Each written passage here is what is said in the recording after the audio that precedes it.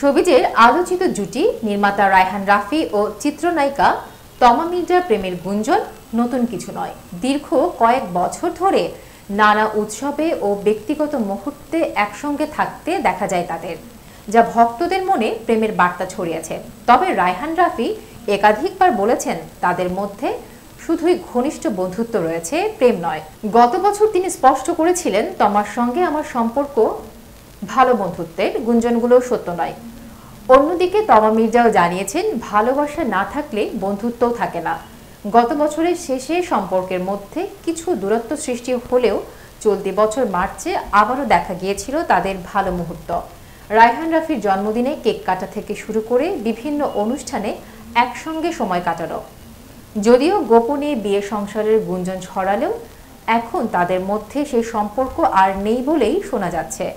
তমা সম্প্রতি বলেছেন, আমরা এখন অফ স্ক্রিন ও অন স্ক্রিন একসঙ্গে থাকবো না এবং ব্যক্তিগত বিষয় নিয়ে আর কথা বলতে চাই না। তিনি জানান, সময়ের সঙ্গে সম্পর্ক বদলায়, তাই এ ধরনের পরিবর্তন স্বাভাবিক।